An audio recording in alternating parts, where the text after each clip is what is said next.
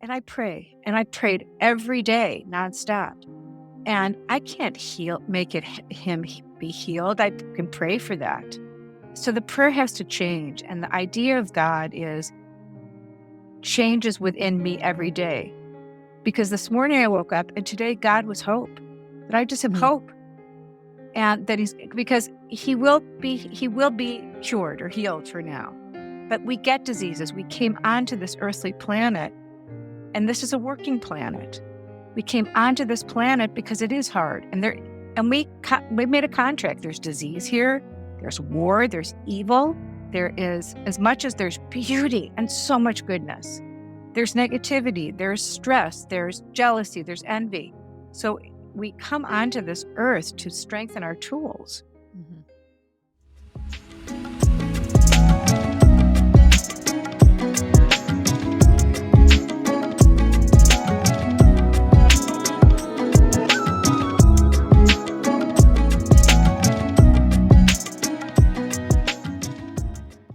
Hello, everyone, and welcome to the Spiritual Forum.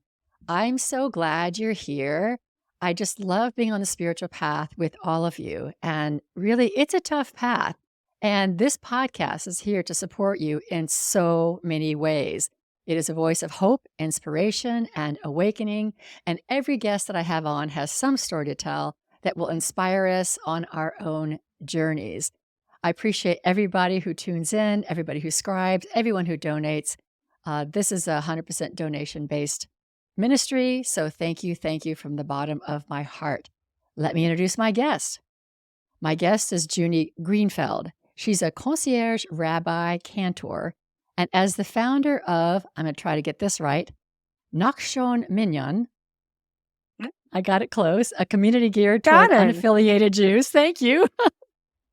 Judy is committed to helping people rewrite their negative stories about faith and find deeper meaning through personalized daily practices. This is exactly what we're about here. She co-authored 2 books that integrate ancient wisdom with modern approaches to holistic healing. I will have links to those books in the show notes. Today, we're going to be talking primarily about why do bad things happen to good people? Because that is a question that is on all of our minds. We'll also maybe go into how to navigate the challenges of our lives with faith and how to solve today's social and spiritual polarization. To me, this is all under the umbrella of moving forward with faith in our lives. Welcome, Judy. Oh, I'm so glad to be here, Carol. It's really wonderful to meet you. I'm looking forward. I am too. We talked a little bit before I hit the record button, and I think we're kindred spirits. We've got a lot of commonalities and intersections in our lives.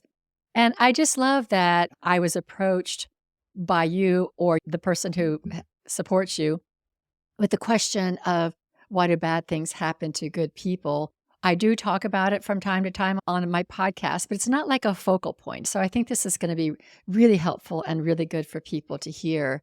But I think it's going to come out in your story. I was going to say before we start, I'd love to hear your story, your spiritual story, how you got to being a concierge rabbi, and also just how this topic of why bad things happen to good people, why that is kind of in the forefront of at least part of your teaching. So I'll let you have the mic. Thank you. I believe that many of us who decide to take a spiritual path have experienced different traumas in our lives. And that's not to say that we have bad luck or something's wrong. It's actually something that I've learned is right. And these paths that we take make us very unique. And we don't know. I think we spend our lives looking at what happened, why, all of those questions, and they're important. But my experience was very young. I was 16 years old.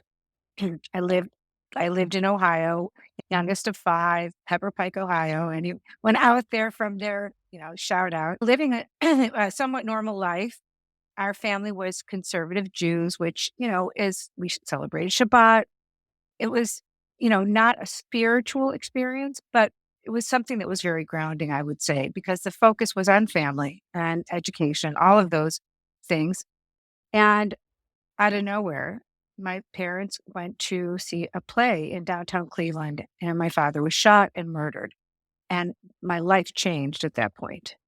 And there was really a defining moment because through that kind of a shock, obviously, your whole world expands drastically. And I'll never forget on the plane ride home, because I was visiting friends in Canada for a camp reunion. I, was looking out at the clouds as we all do. But at that point, a voice literally came to me, or this sense of well being came over me that said, "It's going to be okay. It's going to be okay. You can do this. You can handle this. I'm with you." And I'll never forget that feeling because it was a warmth and it just calmed my entire nervous system. And of course, I didn't always feel that, but I remember that moment. Of course, I went through all the years of grief. It was delayed grief. I was so young. I watched my mother go through very difficult times and come through that on top. I mean, she ended up becoming a grief counselor and turning the cold experience around. And she definitely is a source of inspiration. She's 96 and she still is a pistol. But that is something that I don't know if it's just in the Jewish religion. I think that it's because we are a group of survivors, but we're all monotheists. We're all survivors. So I would say that we turn things around that weaken us to become our strength. And that has stayed with me throughout my life. Now, if you had told me at that time that I was going to be a rabbi or a cantor, I would have laughed in your face because I was a dancer. I was going to be a professional dancer. That was my goal. So, and I also was very angry at God. This was a nice Jewish man. How could this happen to my family? What did I do? And why?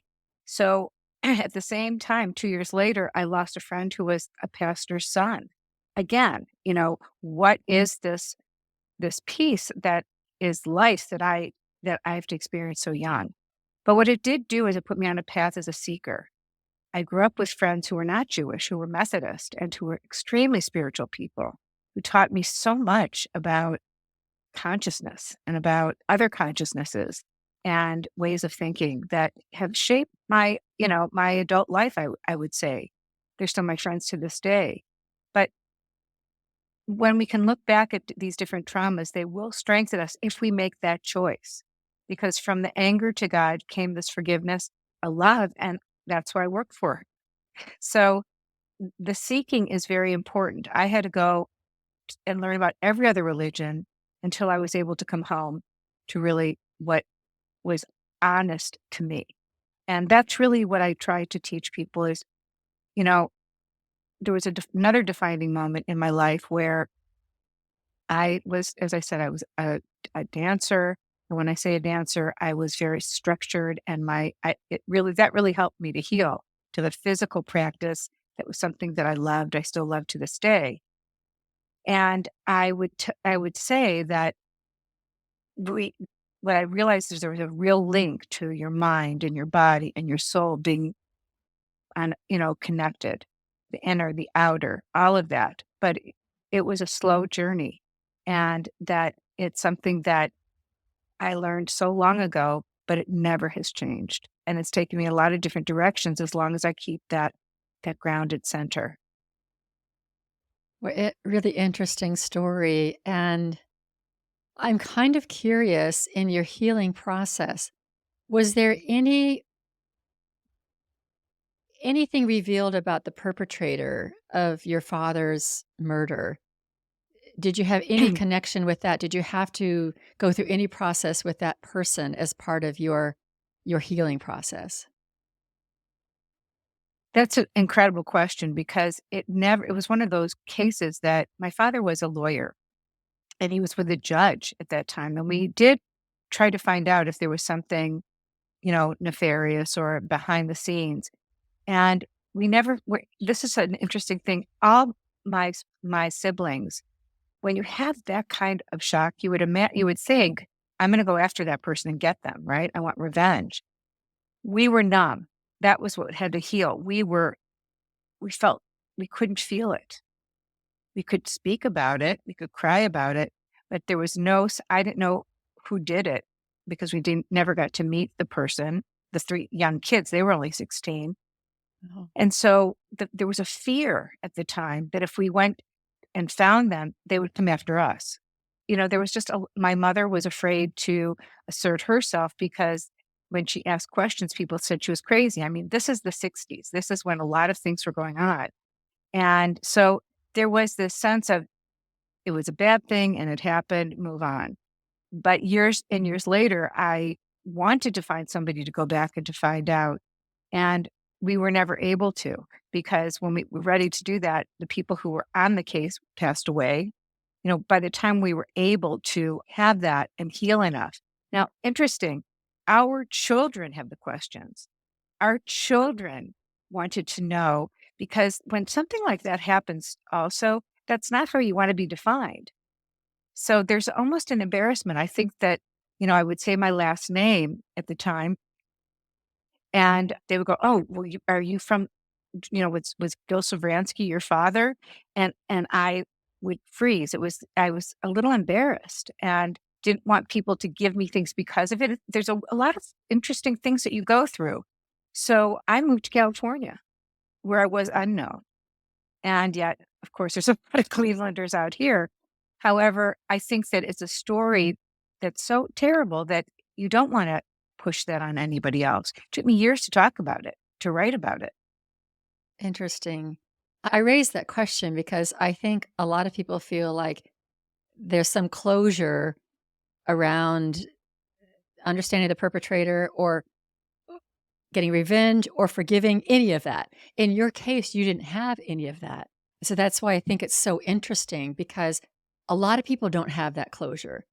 When bad things happen, we don't always know who, why, what, when, where, how. We don't have all the answers to those questions. I would think in this case, it would help to know the who and the why if it was even knowable. And not knowing that, you still were able to move forward with your life and heal. That's so sensitive of you, Carol. I think you're the first one who's ever asked me about this, because from a psychological standpoint, it is, it's, well, and a spiritual, it's really important to have some kind of closure, which we didn't get. And just recently, we pulled up the articles that were written at the time. And as I said to you, we're able to really look at it. Now, the kids who did this at the time are on the streets, which is unnerving as well. And I have seen where people at least have gotten the closure of facing the person and telling them what they did and how it ruined their life. And I think that, I mean, there's so many years now that have gone, but I think there is, like a little seed of that. But the forgiveness for me that I've written about in my books as well. I've written a book about forgiveness, but it's connected to the evening prayers. It's one of the prayers you must say. It's one of the premises that you go into the high holidays that we celebrate. You must go in with this idea of forgiveness. I have been able to work with that idea of it's forgiving to God to take care of. And it is for me so that Mhm. I can let go. And I actually learned that from a Holocaust survivor who was who her sister was killed by Mengele. She was a twin. And I was very curious about how do you forgive? And when I met her, I mean, her name was Eva Kaur. And she got a lot of flack for saying forgiving Mengele. She had done this whole thing. And what she did search him out. Of course, she's not going to get him to say, I'm sorry. Yes, I did this, whatever. However, she explained how it has to be for you because otherwise you live with the sickness and they don't. And I really adopted that. And it was very healing to let go and to just say, there's some things that are out of my hands. And this is where the spiritual part comes in. And this is where, I do believe in many more lifetimes. I do believe we're not finished here. So that's comforting to me too. So I'm just amazed that you asked that question, and thank you for being curious about it, because it is, something that is part of the spiritual journey and healing that we all have to go through. Yeah, and I think that the 3 16-year-olds who are all grown up, or if they're still alive, they're carrying their own burden. Whether we know what that is or not, they're grown men now if they're still alive, they have this burden that also is like, to me, it's like an electrical line that's kind of like zapping on the ground. It's not, it's not calming itself. It's always there. It's always going to kind of be zapping on the ground. I did this, or something in the back of my mind, my heart. So I really do believe that when we harm others, or when we are harmed, we're carrying this burden. Now, your burden, you can be unburdened because you chose to forgive, or to hand it off to God. I've had guests on my podcast too. Oh my gosh, Jeff Thompson. He was sexually abused as a child by an adult who was close to him. I don't know, in some sort of a leadership standpoint. And he talked about how it took him years to realize that he wasn't like condoning the act, but he was handing off. He wasn't going to carry anymore. He handed it off to God. Now it's God's. And he's almost kind of like, now the perpetrator has to kind of deal with that. I'm not carrying Well, anymore.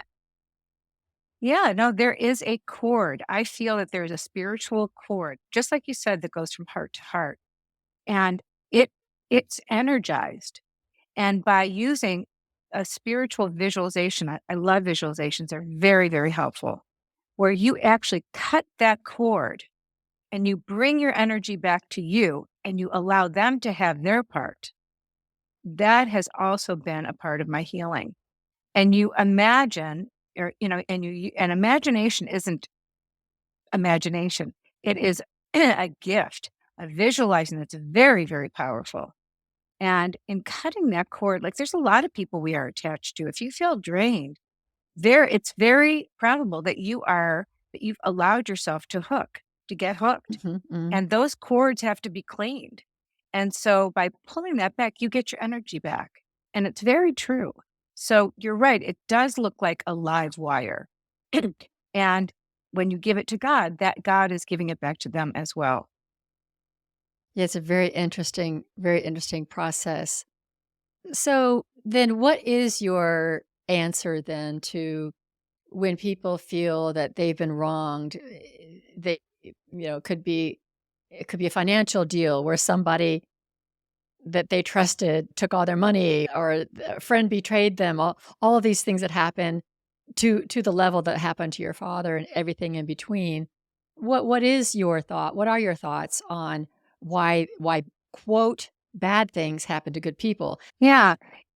Well, I have done extensive research. I've done sermons on this as well, because the first thing that usually the question that I get is, well, if there is a God, why did we have the Holocaust? That's the very Mhm. first question that I get.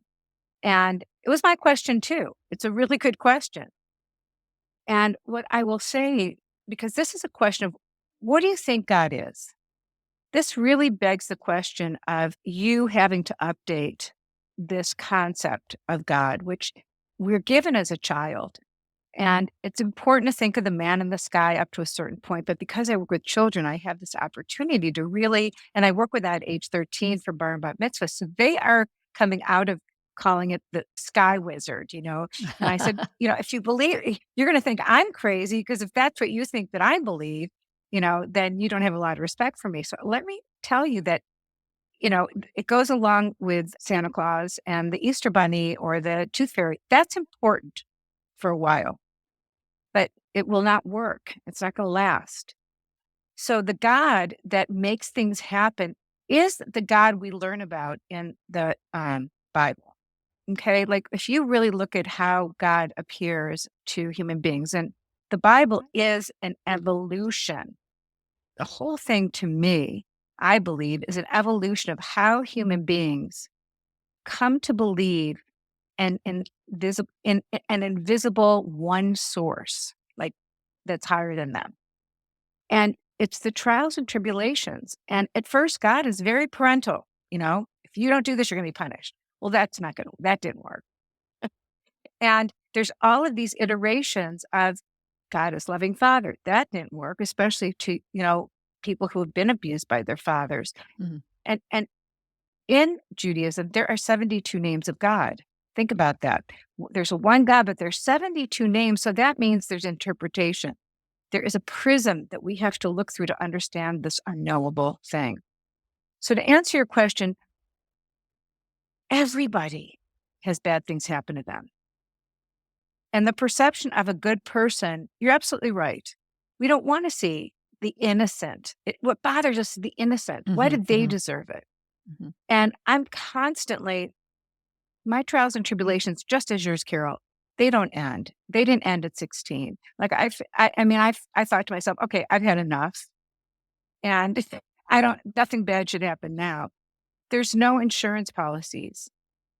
Even being a clergy, as you know, it's not an insurance policy. Bad things happen to clergy too. Bad things happen to children. And it's also, so what is God? And I'm going through a time right now. I'll be very candid with you. My son has cancer, and mm, it has been another big trial and another trauma. It re-traumatizes you, because how do you watch your baby? He's a 33-year-old man go through this. It's really been one of those times too where it's are you kidding me? Why is this happening? He didn't do anything. But that's not, and I pray, and I prayed every day nonstop. And I can't make him be healed. I can pray for that. So the prayer has to change. And the idea of God is changes within me every day. Because this morning I woke up and today God was hope. That I just have mhm, hope. And that because he will be cured or healed for now. But we get diseases. We came onto this earthly planet, and this is a working planet. We came onto this planet because it is hard, and we made a contract. There's disease here, there's war, there's evil, there is, as much as there's beauty and so much goodness, there's negativity, there's stress, there's jealousy, there's envy. So we come onto this earth to strengthen our tools. mhm, That is not very comforting when you're going through a daily, chemo process, or if anybody is out there going through mental illness and any kind of physical ailment, it's very hard to draw on this idea of God. But there can be hope. And the biggest part is there's love. To look around and see how much their love you do receive, because we're here to learn about that too. And that doesn't fix it. So God doesn't intercede. In the Bible, God intercedes, splits the sea. You asked about Noxon, or how to pronounce Noxon. You may not know this, but Noxon was a contemporary of Moses's. He was, in the same group that left Egypt. And Noxon is famous for taking a leap into the water, and that's when God split the sea, because God saw Noxon take a step forward towards godliness, and then God realized we were ready. And I take leaps of faith, as I think you do as well, knowing your story. And, that process, that kind of miracle is not always there. And to depend on that, it can be just very disappointing. So what can I depend on? God is in the love. God is in the fact that I get to meet you today.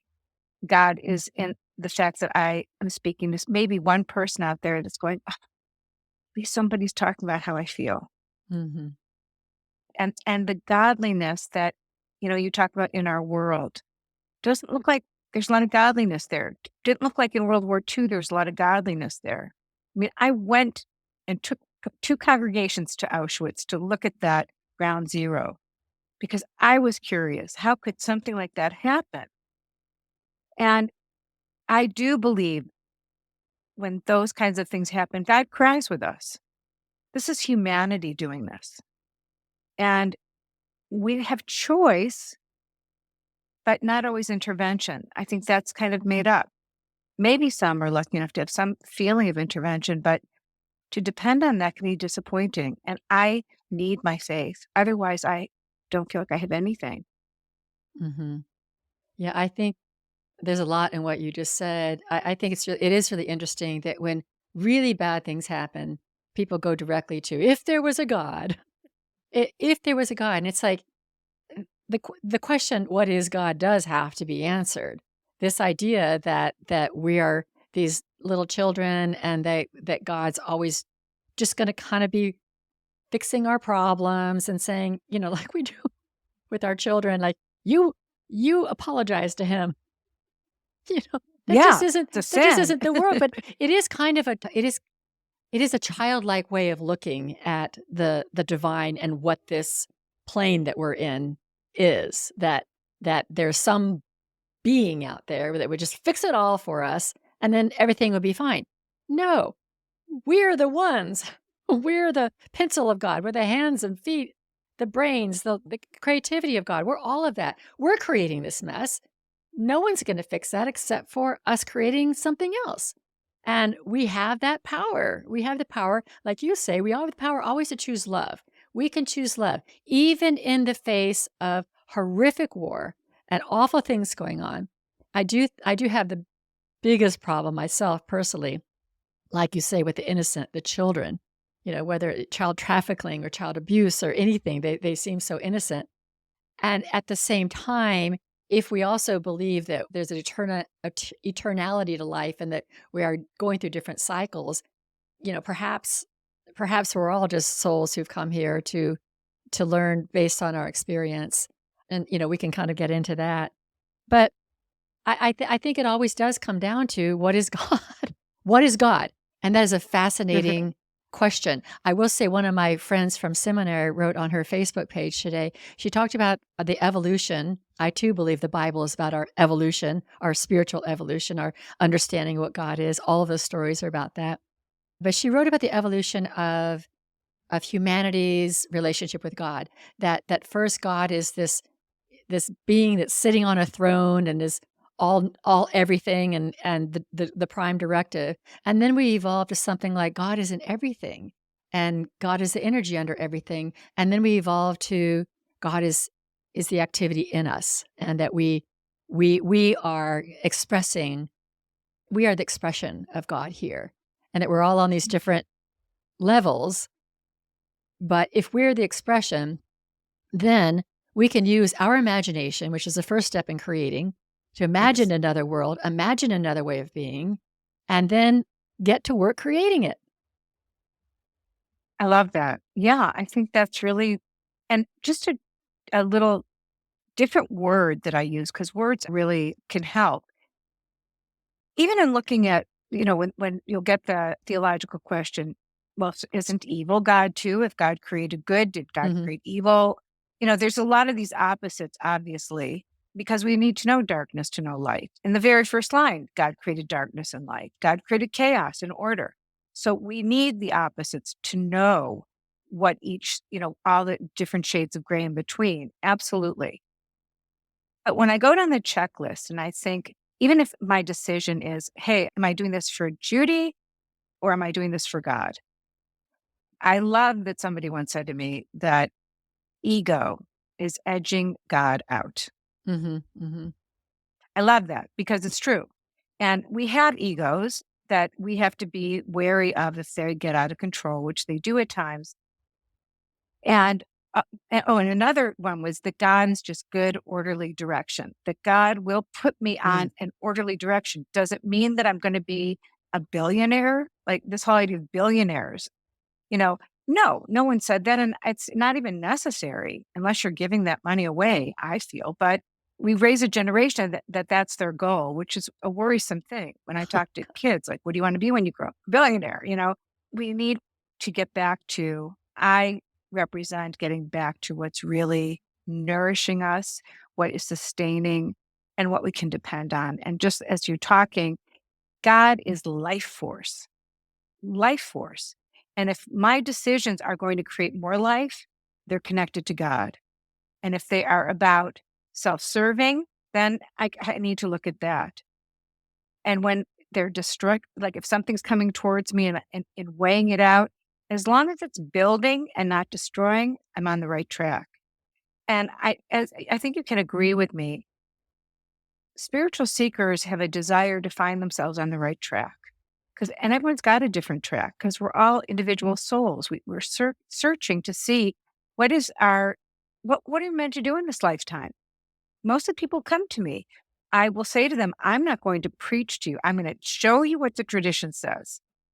But what is going to help you actually embody your soul.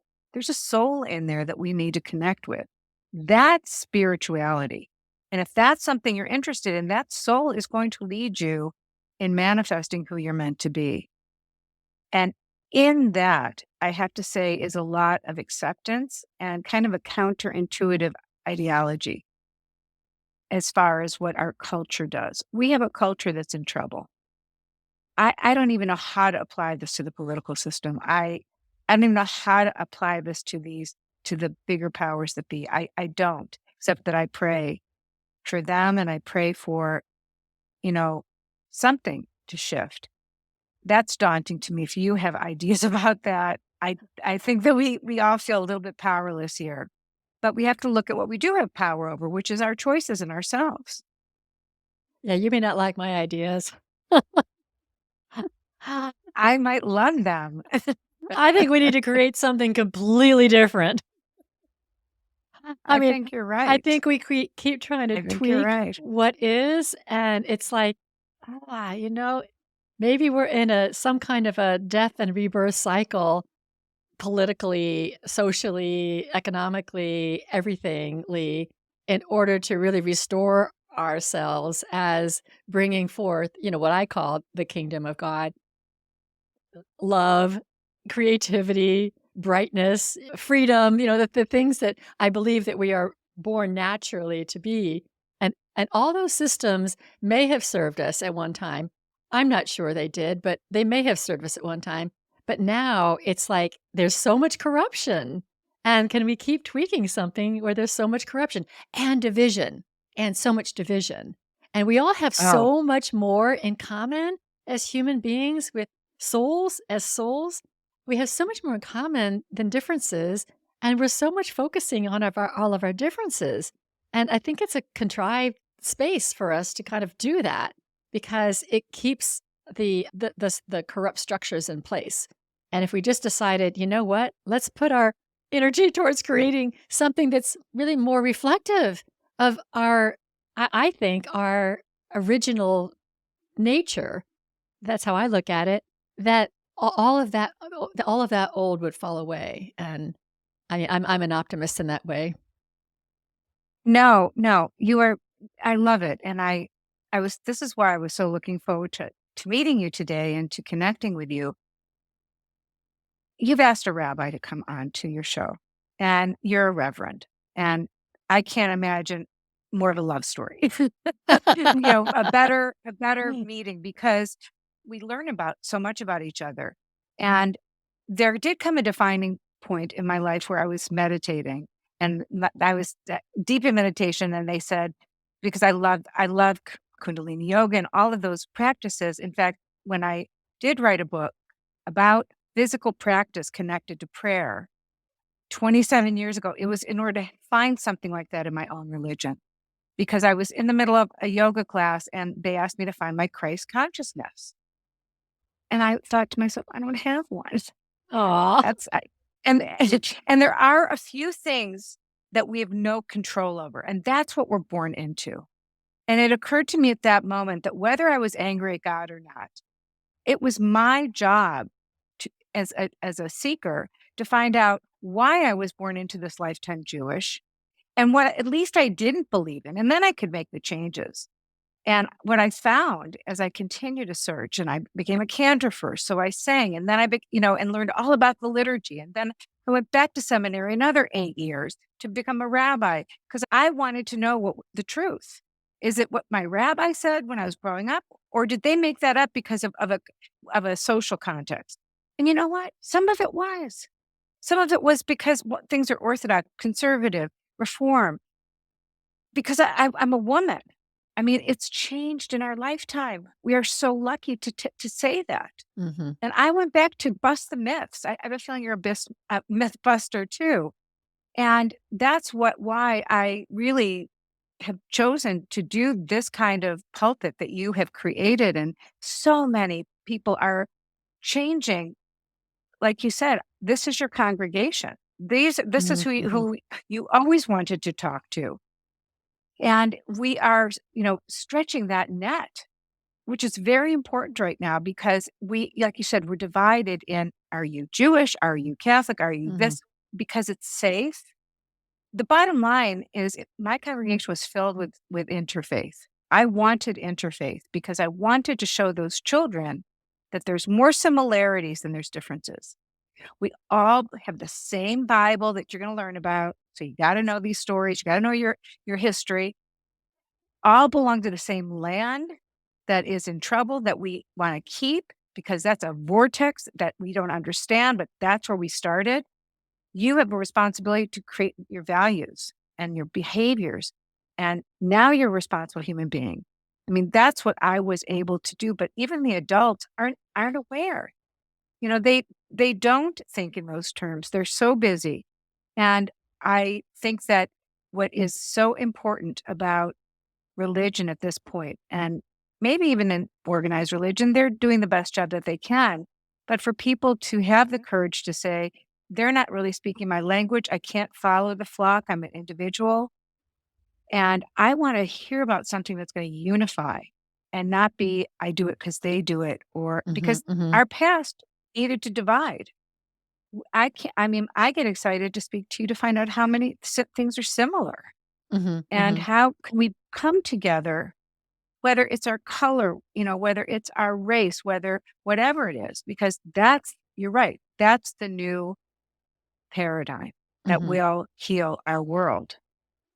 Yeah, and I think it comes down to free will and our choice to either buy into all the divisions and buy into all the holding on to my identity so much that it makes you wrong or bad.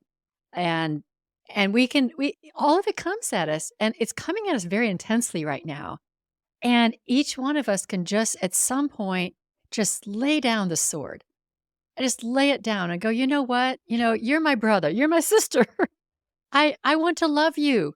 And let's find ways that our love for our own selves, we all want to stay connected to family and friends. We all want to live freely and happily. Nobody really wants to be in bondage. So this is all that we have in common. And so what is the point of, cutting out these categories? It's okay to have an identity, but to hold on to it so tight that others are wrong or bad, it just feeds the corruption. It feeds the darkness. And I think back to what is God, God has given us so many gifts and the ability to choose. And wow, isn't that amazing? That each one of us has these amazing gifts. We have the gifts to create and to imagine. We have the gifts to create order. We have the gifts to understand and to love and to create light and all these things. We have all of that. We can choose to not do that, or we can choose to do that. What a great setup, really. And when enough of us choose to be light and love, I think it's gonna take off. It's gonna be like the butterfly effect. And so I think that's where we are right now in our evolution. I love what you're saying about the butterfly effect. As a musician, I over COVID, I began to play sound bowls, crystalline sound bowls, because Yeah. I felt that people were tired of hearing words and chatter. They just needed to rest. And I needed to hear a higher vibration. I wanted to keep myself lifted. And I did it for myself at first. And then I became certified because, we had COVID at the time, but it was doing just that. And now you're talking about something even more beautiful that we get to experience as people who are religious but spiritual. We have both. And that is to think about cosmic consciousness. And we're at a time that's so interesting because scientists have caught up and and mathematicians have caught up. Like there is this converging of these things, of these philosophies that have separated or called it bunk, or what, there's no God or whatever. There is now a lot of proofs that when I'm having these discussions to say, if you don't believe me and you think it's just something that's weird or fringe, I can give you some scientific proof about Mhm. sound and the vibration of our body.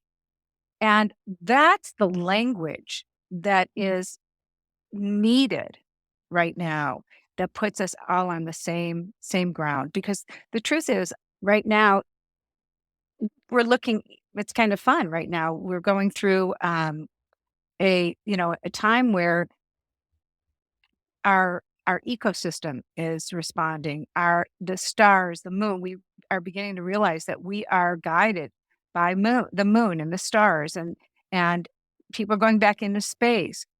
That's the greater than thing that's greater than us. And when those things come into play, the weather is greater than us.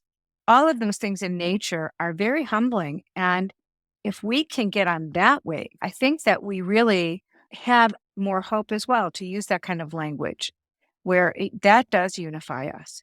And I think that you talking about that and being able to take a look at what isn't made with human hands, what is at the beginning of the Bible, that we prefer order instead of chaos, the flood.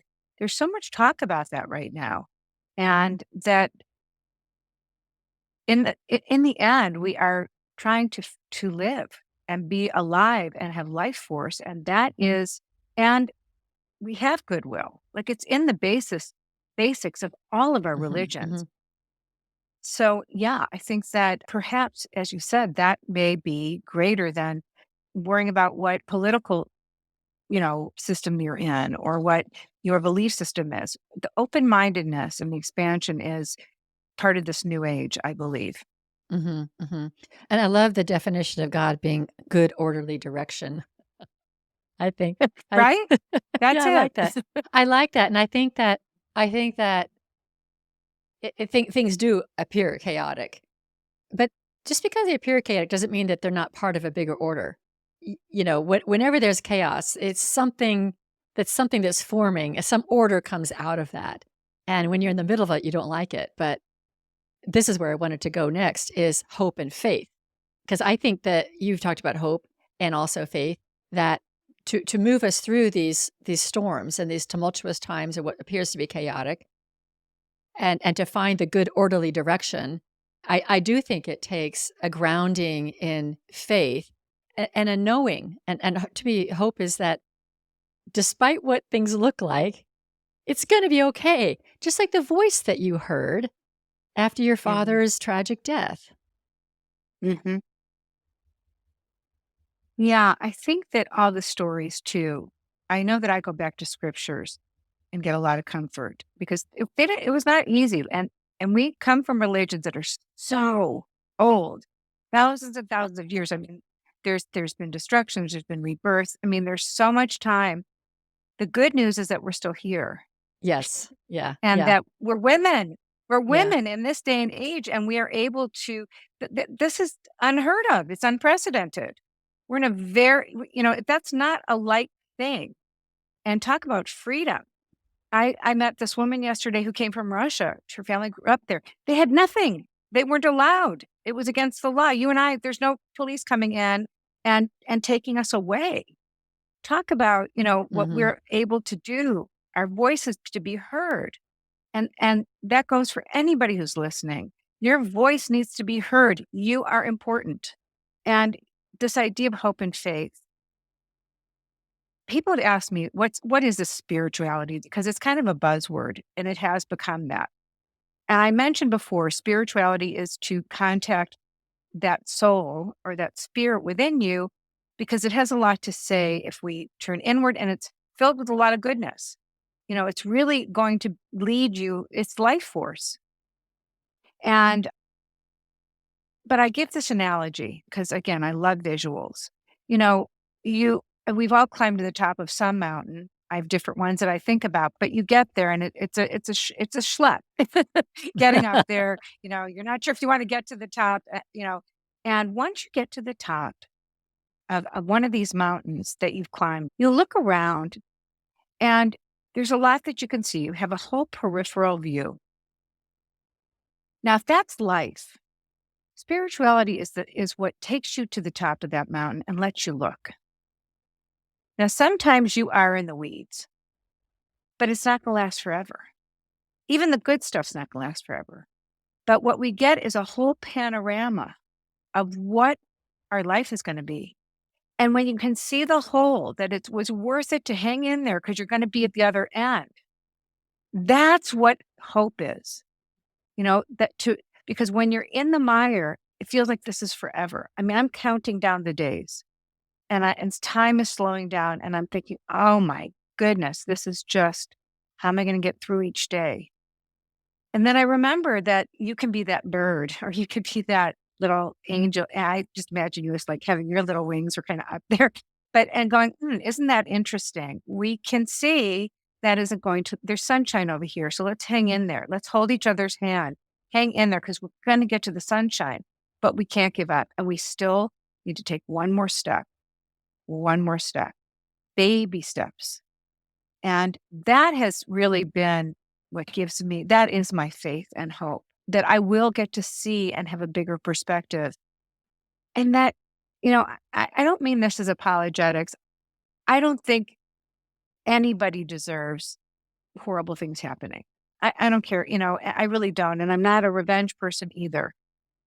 I think we need lessons. I think we Mhm. need lessons. And I believe our life is filled with lessons. And part of my spiritual program, I guess, for myself or practice is to write and to look for the lessons. But, we have to keep walking no matter what. And sometimes you do feel like climbing under the covers and not dealing, but you can't stay there very long. Life isn't going to let you stay there very long. And that's when we have to be really gentle and loving with ourselves. That's the only way I can learn. The more gentle I am with myself, the more gentle I can be with you. And my life lessons have taught me compassion to go to places I never would have gone to from jails to courtrooms where somebody accidentally ran somebody over. I mean, it's been such an interesting journey that I've been willing to see life, this life that we've been given. And being a clergy, we contracted, we decided to see real life at these transitional times, Mhm. Mhm. right? Yeah, right. I really like the analogy of climbing the mountain. I have climbed mountains. It's very hard. I'm not that great athlete. And I remember there was a time where my daughter and I, we were in Peru and we were climbing, oh, it was like 15,000 feet. And it was like every single step at some point was not a big step. It was just a couple inches because I was so winded and I wasn't in great shape, but I did it. But I think about that time that, when you're climbing the mountain, there is this apex that you're going to get to, and you have to put one foot in front of the other, or in my case, one set of toes in front of the other, Just and and just keep going. Or, like Dory says in Finding Nemo, just keep swimming, just keep swimming. oh, That yes, I love that. isn't that great? I Just love that. keep Keep on swimming. swimming. Yeah, just keep Yeah, swimming. profound. And you also made a really good point that we forget, this is a few minutes ago, that we forget how far we've come. So when we're in the midst of whatever we think this mess is, we think, oh, it's never been this bad. And it's like, Uh-huh. that's not true. It's amazing that we've all come as far as we've come, and we are in a good, orderly direction.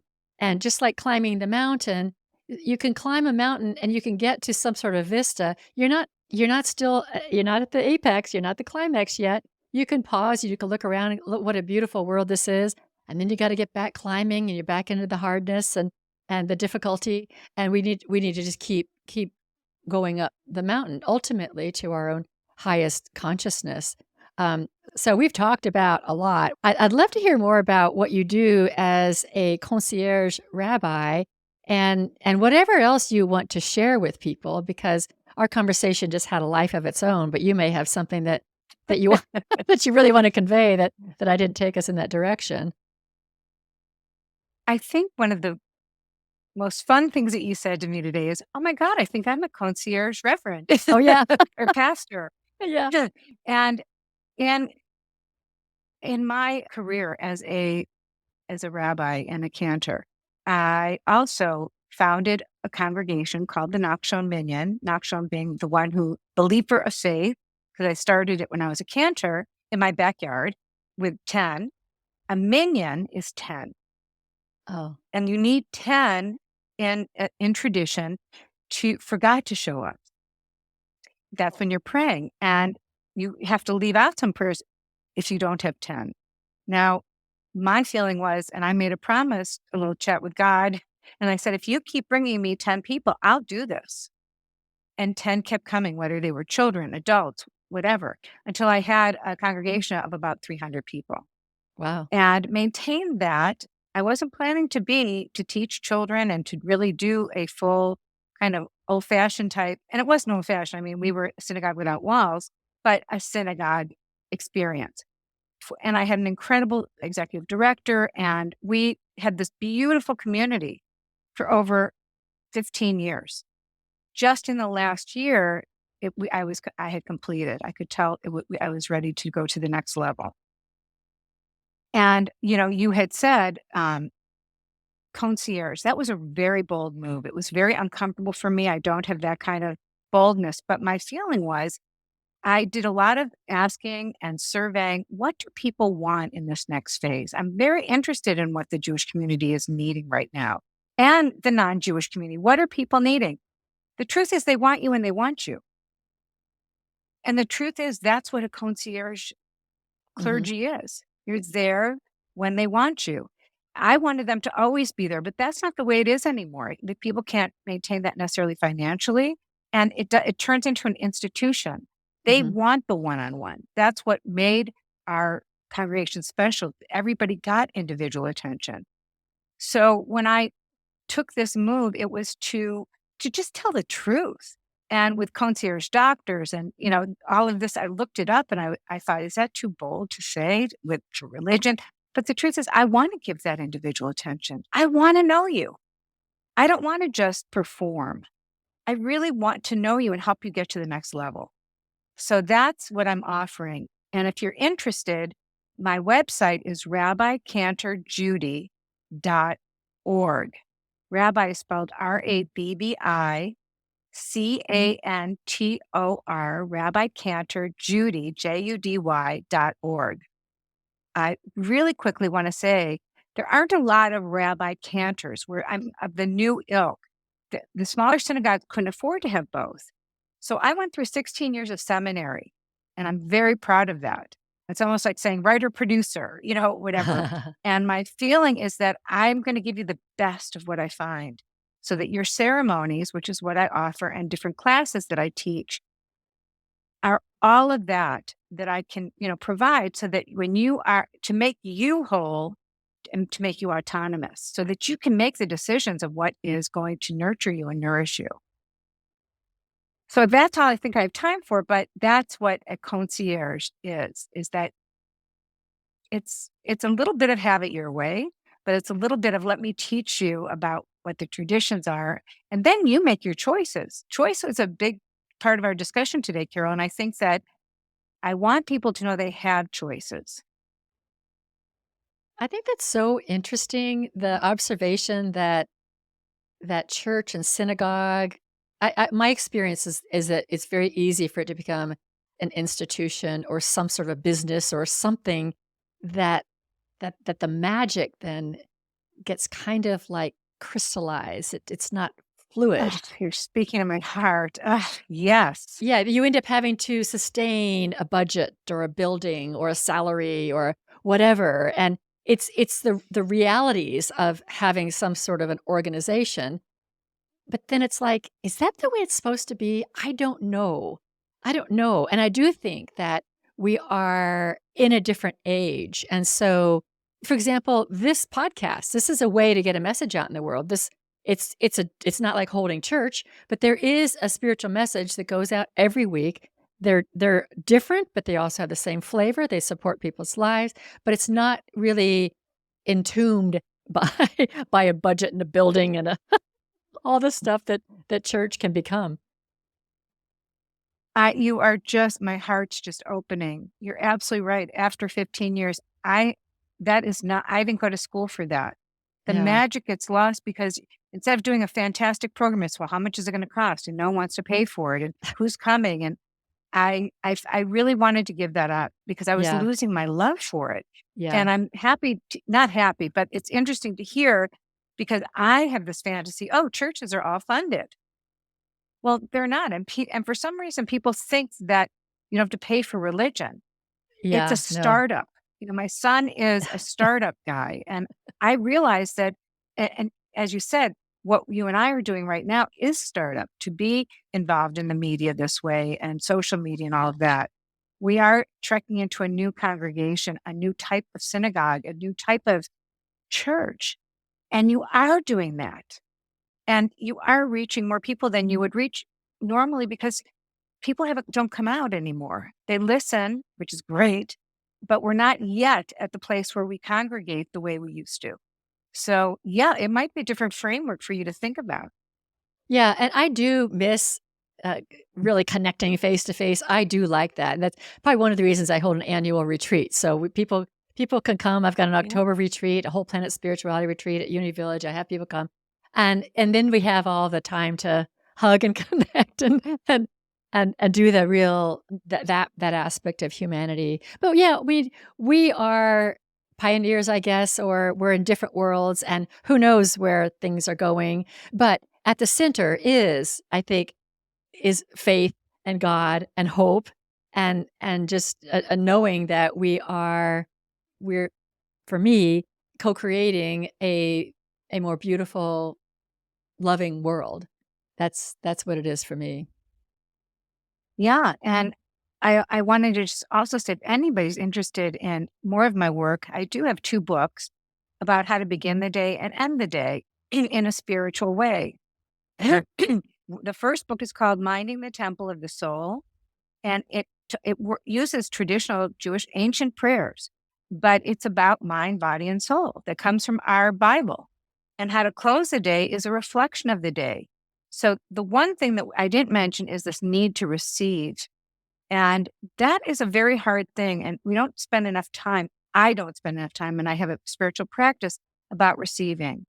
When I finish with you today, I want to receive all the gifts that I received from our discussion. And hopefully, and just this beautiful, simple, orderly opportunity to share with somebody who sees life the way I do. I mean, we walk a lone path. And so who knows? I mean, maybe that next retreat will be bringing different ideas together, and different, thought leaders and religious leaders. So, because I think it starts with us. Mhm, I believe it starts with us. mhm. And Judy, it's been a real pleasure being with you today. I will have all of your links on and social Thank media and you. everything, all of your links to help, raise up your ministry, that your expression in the world. It'll all be in the show notes. And I just so appreciate you coming on and generously sharing yourself, your story, and your spiritual journey. It's been fascinating. Thank you. Thank you. It has been an absolute pleasure. Have a wonderful day, and I look forward to seeing you again soon. Yes, yes. And everyone have a great day. So glad that you joined us today. And Everyone. I know I always know like you said, there's at least one person out there that got something, and that's enough. So we just bless this Yeah. conversation as it goes out into the airways, knowing that God's the good orderly direction is taking this message exactly where it needs to Those go. waves are on the good early direction. Right. Right. Yeah. Thank you, everyone. And I now close the spiritual forum.